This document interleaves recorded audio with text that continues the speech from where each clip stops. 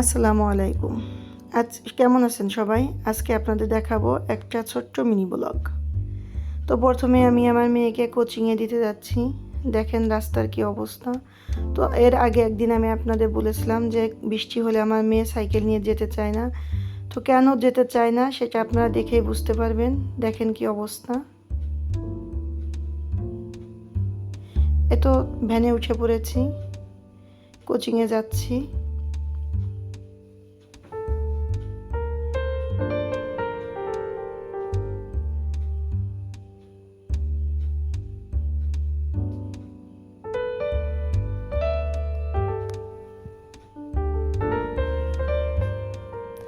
দেখেন এটা হচ্ছে কোচিংয়ের ওই রাস্তাটা, কি ভয়ঙ্কর অবস্থা। এত পরিমাণ কাদা, মানুষ হেঁটেই যেতে পারে না। তো কিভাবে সাইকেল নিয়ে আসবে? ও সাইকেলে কাদা লেগে গেলে ভীষণ কান্না করে, আমার তখনই ধুয়ে দেওয়া লাগে। এজন্য ও সাইকেল নিয়ে ও আসতে চায় না, আমিও বলি না।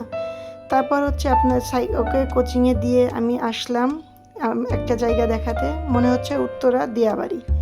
তো দেখেন কত সুন্দর কাশবন হয়েছে। এখানে আমার একটা জমি আছে, দেখেন কত সুন্দর, দেখে একদম মন ভরে যাচ্ছে। এত সুন্দর কাশবন হয়েছে। এটা হচ্ছে আমার জমি, দেখে মনে হচ্ছে চুলগুলোকেও আশ্রিয়ে দিয়েছে।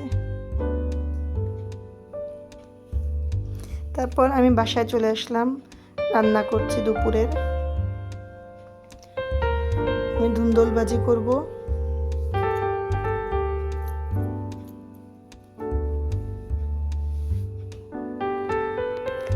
প্রথমে ধুন্দলটা কেটে ধুয়ে নিয়েছি, এখন মরিচ পেস্ট দিয়ে এটাতে তেলে দিয়ে ভাজি করতেছি। আর রান্না করব পায়রার মাংস।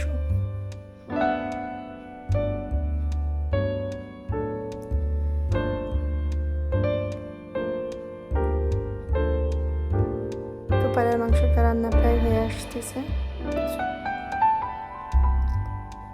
তো আজকে আমার ব্লগটা এই পর্যন্ত। যদি আপনাদের ভালো লেগে থাকে তাহলে লাইক করবেন, সাবস্ক্রাইব করবেন। আল্লাহ হাফেজ।